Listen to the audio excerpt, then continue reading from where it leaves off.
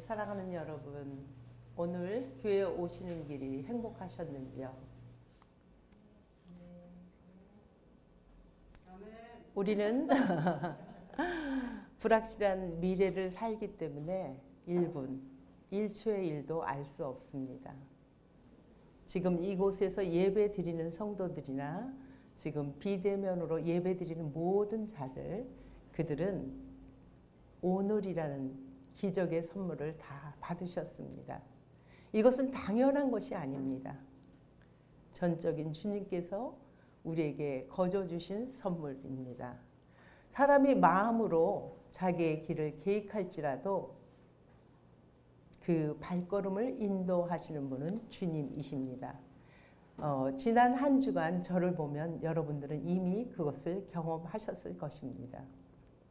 그 누구도 확신과 맹세로 자기의 삶을 주장할 수 없다는 것입니다.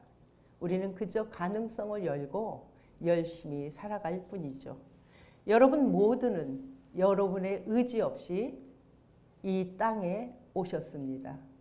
또한 우리의 의지와 아무 관계없이 우리 모두는 또 저 하늘을 위해, 하늘나라를 위해 우리는 돌아가야 됩니다. 이러한 사실은 좋든 싫든 명백하고 분명한 사실입니다. 우리 모두는 한 사람도 예외 없이 이곳을 떠나야 되는 안타까운 현실입니다. 이 세상 삶을 살아가는 것을 우리의 인생의 선배들은 나그네 인생, 순례자의 길이라고 우리는 들어봤습니다. 길을 뜻하는 길 도자의 한자의 뜻은 길, 또 이치, 근원, 방법, 살아가는 도리, 그것을 말한다는 뜻을 갖고 있습니다. 본래 의미로는 이 길 도자의 의미는 인도하다, 이끌다는 뜻이 있습니다. 다시 말해 길이라는 것은 우리에게 어떻게 인생을 살아가야 하는지 답을 말하여 주는 것입니다. 나그네 같은 인생길, 험악한 이 땅에서 끝없는 이 땅에서 살아가야 할 방법을 길은 우리에게 안내자가 되어주는 것입니다. 그러한 사실을 우리에게 알려주듯 천상병 시인은 기천이란 시를 이러한 구절을 통하여 우리에게 알려줍니다. 나 하늘로 돌아가리라. 아름다운 이 세상 소풍 끝내는 날 가서 아름다웠다고. 이 시를 통해서 우리는 어디에서 온 목적과 우리가 어디로 가야 되는 근원을 말해주는 것입니다. 사람들은 평생 살아가면서 아니 죽기 전에 꼭 하고 싶은 일 중에 하나가 산티아고 순례의 길이라고 합니다. 그 길은 800km나 되는, 등에는 10km 이상이 되는 짐을 메고 40여일의 긴 순례 여행을 떠나야 합니다. 그것뿐이 아니에요. 내 건강과 돈도 투자해야 합니다. 걷는 내내 비와 바람, 더위와 추위를 또 맞서야 되는 거죠.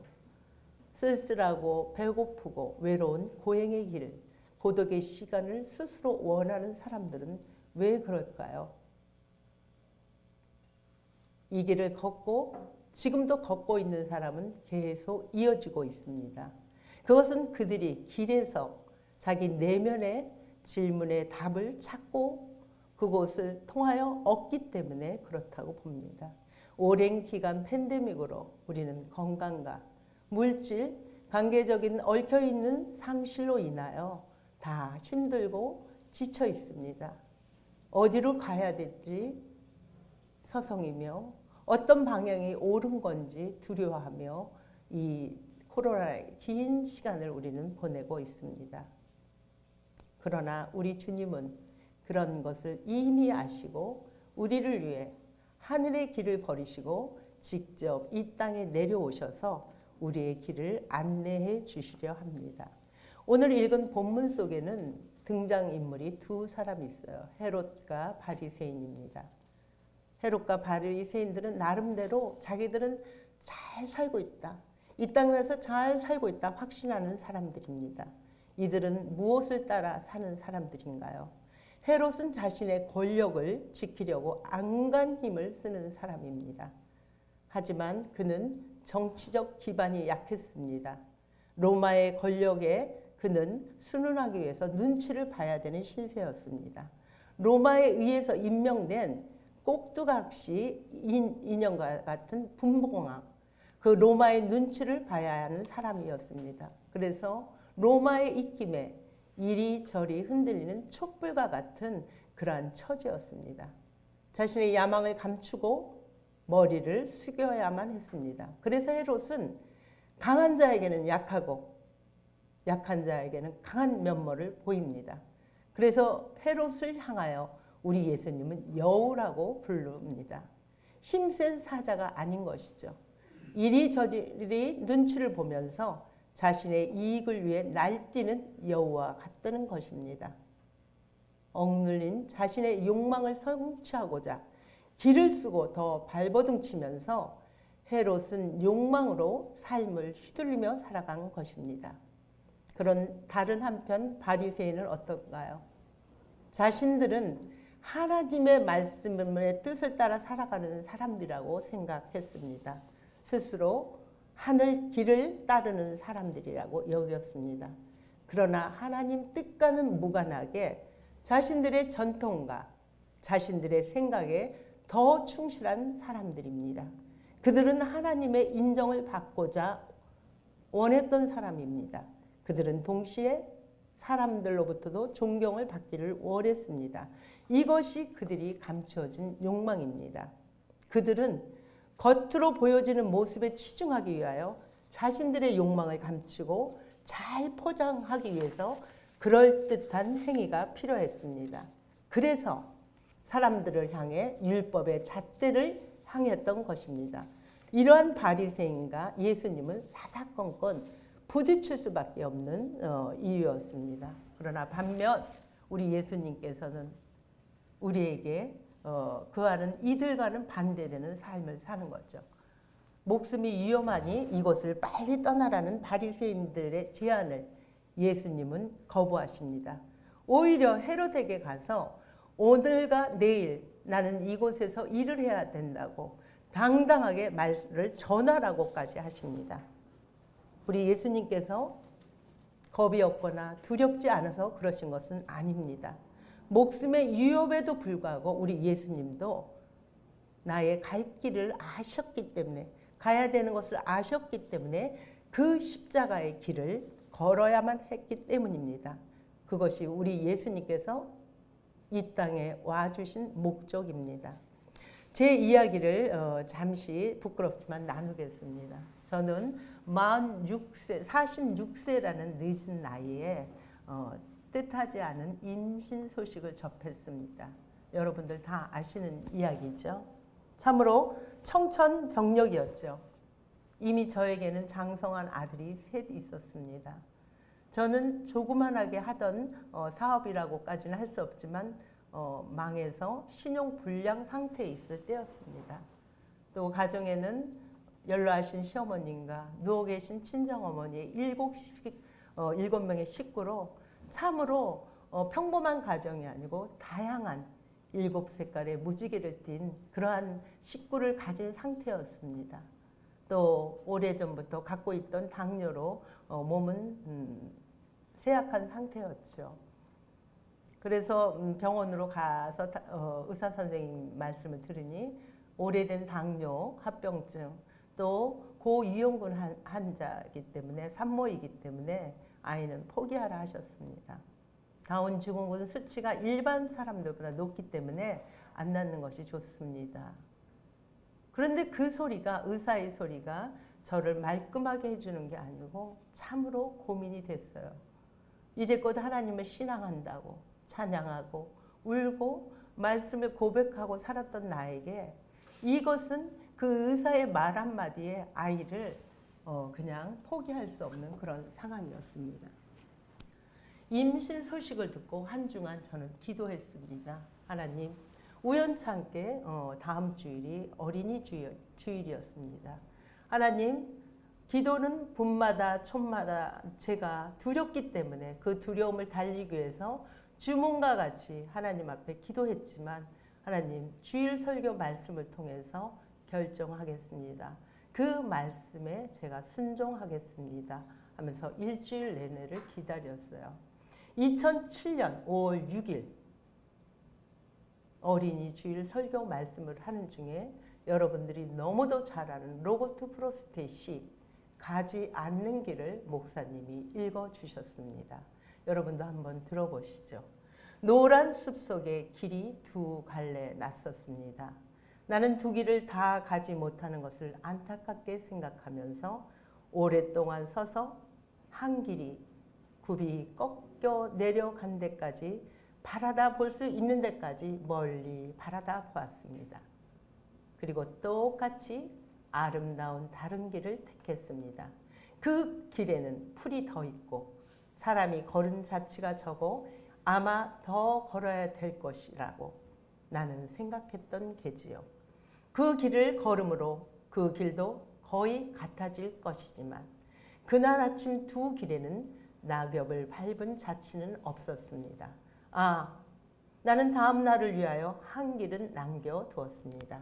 같은 길에 연하여 끝없으므로 내가 다시 돌아올 것을 의심하면서 훗날에 나는 어디선가 한숨을 쉬며 이야기할 것입니다. 숲속에 두 갈래 길이 있었다고, 나는 사람이 적게 간 길을 택하였다고, 그리고 그것 때문에 모든 것이 달라졌다고. 시를 듣는 순간 그렇게 혼란했던 제 머리는 맑아졌습니다. 마음은 두려움과 염려와 근심과 걱정과 앞으로 다가올 미래에 대해서 불안했지만 기쁨과 감사로 변하는 것을 느꼈습니다. 그래, 숲속에는 두 갈래 길이 있어. 나는 사람이 적게 간 길을 택할 거야. 아무도 가지 않은 이 길을 떠밀려 가는 것이 아니고 제가 선택하는 것이었습니다. 우리 주님께서는 저에게 선택의 자유의 의지를 주셨습니다. 그리고 절대로 강제성을 부여하지 않았습니다.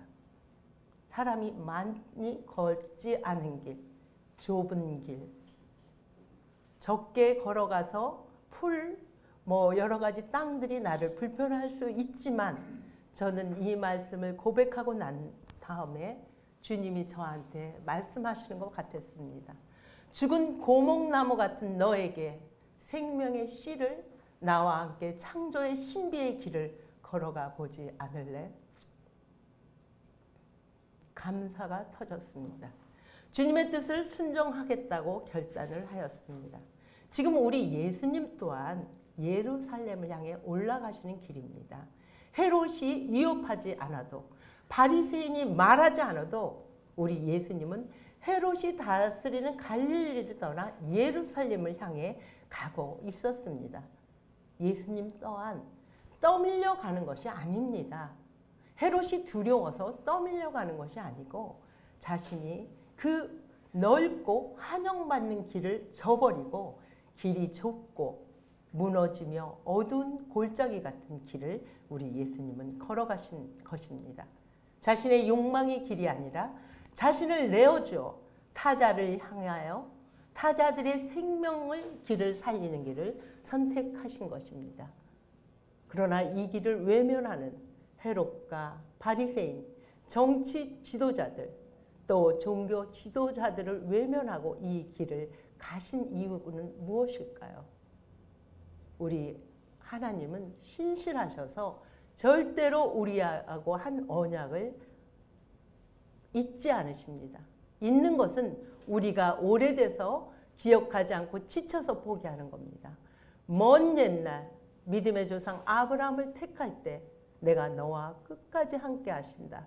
나는 너의 벗이라고 말씀하신 그 언약을 지키기 위해서 우리 예수님은 예루살렘 화려한 궁전이 아닌 그 성전으로 가시는 것입니다. 화려한 궁전에서 당신이 종교 지도자로 사는 것이 아니고 십자가의 길을 가기 위해서 우리들도 지금 살아가면서 예루살렘의 화려한 궁전만 보이지 않는지 우리 마음을 한번 두드려 보십시오. 늘 우리와 함께 하시는 주님은 보이지 않고 우리가 살아가면서 힘든 판단, 우리의 욕망으로 우리의 눈은 가려져 있지는 않는지요. 그럼에도 우리 주님은 지금도 우리를 끝까지 사랑하시면서 이 길을 걸어가며 우리에게 낯선 곳에 이정표를 세워주시고 우리에게 나그네 길에서 설 땅의 토지를 만들어 주셨습니다. 그리고 자신을 우리에게 선물로 내주셨습니다. 그 앞길에는 우리 예수님은 분명한 고통이 따르는 것을 압니다. 오늘과 내일 그 다음 날도 나는 나의 길을 당당히 걸어간다고 선언하십니다. 여러분이 너무도 잘 아시는 요한복음 14장 6절에는 예수님은 이렇게 말씀하십니다. 나는 길이요 진리요 생명이니 나로 말미암지 않고는 아버지께 올 자가 없느니라 말씀하십니다. 그런데 여러분, 지금 예수 믿는 사람들이 어디 가서 나 예수 믿는다고 당당히 말할 수 없는 부끄러운 시대를 우리는 살아가고 있습니다. 과연 이 길을 우리는 걸어갈 수 있을까요? 그럼에도 우리는 이 길을 당당히 걸어가야 합니다. 우리 예수님께서 보여주셨습니다. 길 위에 살고 있는 그 소외되고 가난한 영혼들에게 직접 그 길 땅 위에서 밥상 공동체가 돼주신 예수님이십니다. 여성들이 사람으로 취급받지 못해서 무시당할 때 여성들과 함께 이야기하며 여성들을 지도자로 세우는 획기적인 그런 사건을 벌이신 분이십니다. 병들고 귀신 들린 자들, 그 고통 속에서 울부짖는 그들에게 우리 예수님은 당신의 창자가 끊어지는 아픔으로 함께 공감하며 그들과 함께 울어진 분이십니다. 저는 얼마 전 청계천을 걷다가 전태일 기념관을 발견했습니다. 기념관은 아주 작고 아담하여 관심이 없는 사람은 그냥 지나갈 수밖에 없는 그러한 작은 공간이었습니다. 내부는 작지만 전태일 열사의 정신과 희생이 그곳을 다녀간 사람들과 마음이 하나로 잇대는 것을 느낄 수 있었습니다. 엄숙하면서도 고귀하면서도 그 전태일 열사가 그동안 짧은 세월 동안 살았던 역사가 우리의 마음을 참 고치세우게 했습니다. 전태일 열사는 여러분 아시듯이 1970년 11월 13일 날 23살의 젊은 나이에 청계천 평화시장에서 자기 몸에 기름을 뿌리고 분신항거한 열사이십니다. 17살에 평화시장에 시다로 들어가서 생활을 하면서 그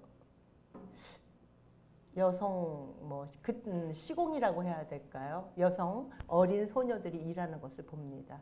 그 어린 소년이 16시간이라는 시간 속에서 너무도 열악한 2층 다락방 같은 데서 허리도 펴지 못하고 화장실 가는 것도 눈치를 봐야 됩니다. 미싱사나 재단 그런 사람들한테 눈치를 봐야 되기 때문에 자유롭지 못한 생활.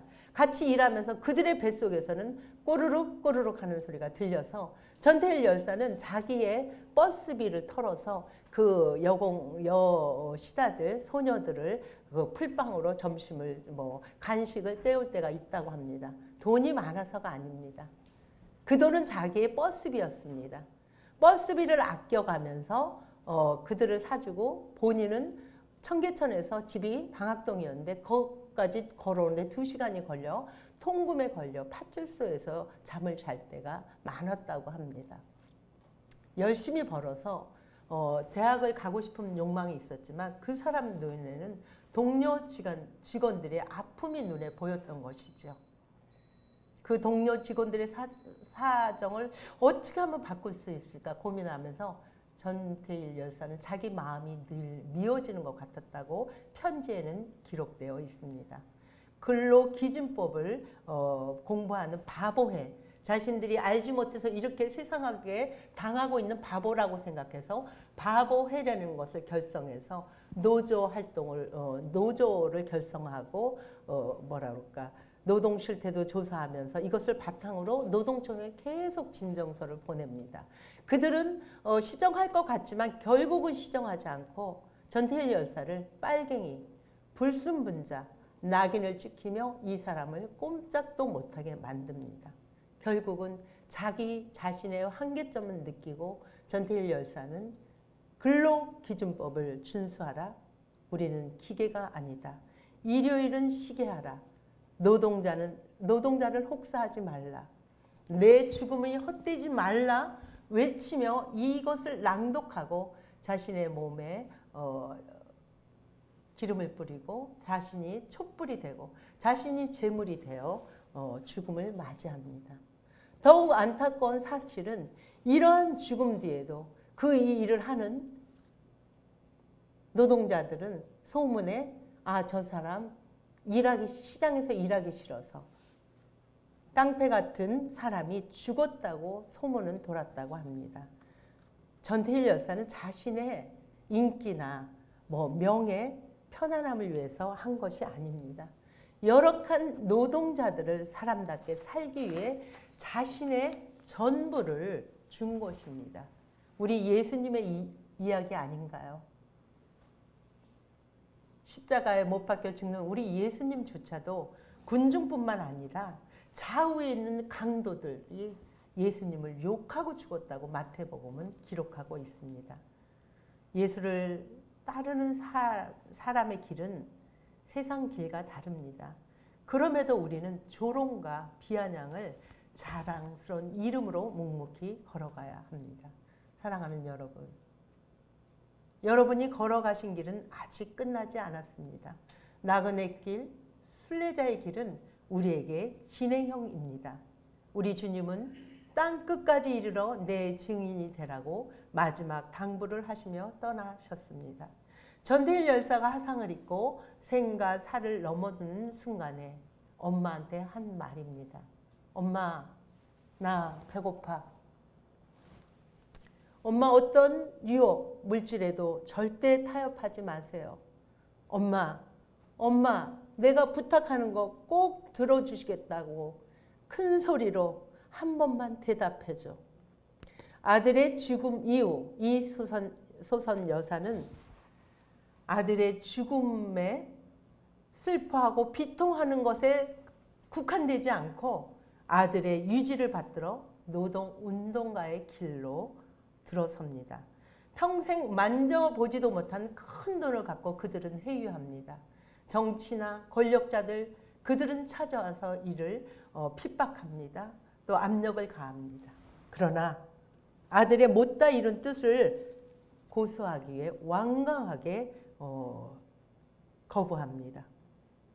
그리고 17년이라는 긴 시간, 87년에 노조가 합법화가 되어 지금 우리나라의 근로기준법을 시행하는 것에 앞당기게 되는 것입니다. 50년이 지났습니다. 지금 현실 속에서도 노동자들이나 그 소외된 곳에 일하는 사람들은 아직도 삶이 녹록지 않습니다. 세상 잣대로 이 일을 한 사람들이 큰 인물이 한 것이 아닙니다. 큰 인물이 큰 영웅이 돼서 많이 배워서 돈이 많아서 집안이 좋아서 한 것이 아닙니다.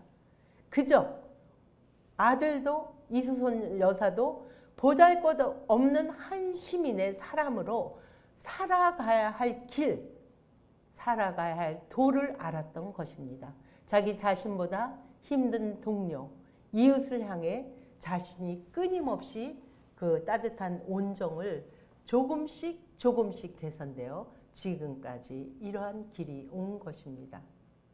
그분은 유명해지려고 이 일을 하신 것이 아닙니다. 그러나 시간이 흘러 이미 고인이 됐지만 이 소선 여사는 한국을 대표하는 인권운동가, 노동가의 어머니로 기억하고 계십니다.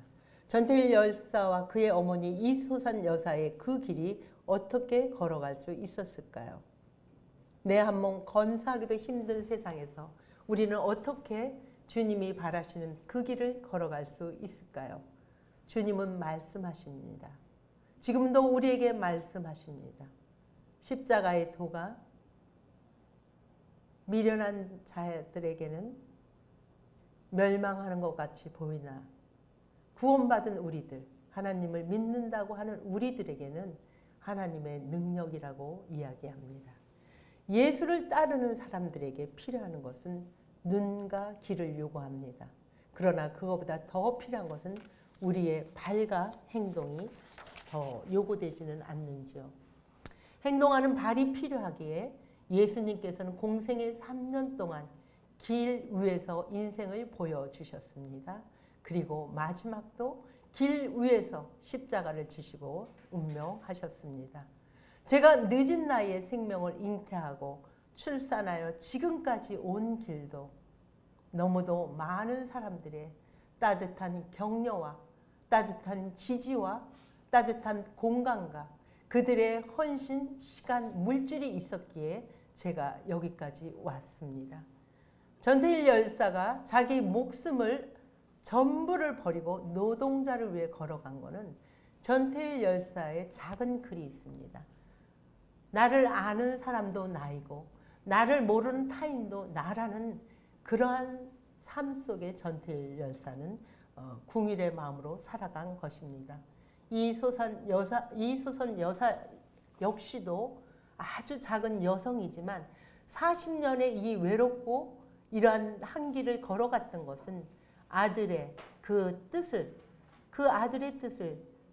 아들의 그 너무너무 고귀한 뜻을, 아들의 생명을 헛되이 하지 않기 위해서 그 엄마는 외롭고 고독한 길을 투쟁하며 지금의 우리나라를 만든 것입니다. 이수선 여사도 그렇고 우리 공동체도 마찬가지예요. 이것을 이길 수 있는 것은 연대의 힘입니다. 연대라는 것은 우리가 함께 웃고 웃는 거에 그치는 게 아니에요. 상대방의 진까지 져주는 것이 연대입니다. 길 대신 주님은 말씀으로만 사시는 것이 아니고 육신이 되어 이 땅에 오셔서 우리를 인도하여 주셨습니다. 사랑하는 여러분, 말씀을 맺으려 합니다. 지금은 사순절 5번째 주일입니다. 사순절은 바로 그 예수님의 길을 따라 걷는 법을 훈련하는 절기입니다.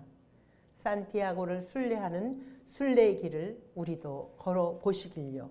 우리의 판단과 욕망을 잠시 접어두고 사순절의 순례의 길을 걸어봅시다. 예수님의 걸음을 따라 소외되고 연약한 그 사람들 곁으로 예수님의 눈과 마음이 계신 바로 그곳을 향해 서로 어깨동무하며 한 걸음 한 걸음 우리의 작은 몸짓이 행동하는 발이 되어 봅시다. 기도하겠습니다.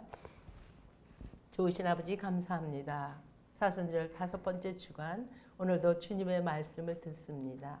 우리는 연약하지만 주님께서 우리에게 함께 동행하여 주셔서 또 연대할 수 있는 사람들을 허락하여 주셔서 주님이 원하는 그 길을 걸어갈 수 있도록 허락하여 주시는 애 감사합니다. 우리도 살고 우리 주변 사람들도 살고 가족도 이웃도 우리 모든 피조 세계들도 우리를 통해 건강하게 생명을 낳는 저희들이 될 수 있도록 축복해 주옵소서. 예수님 이름으로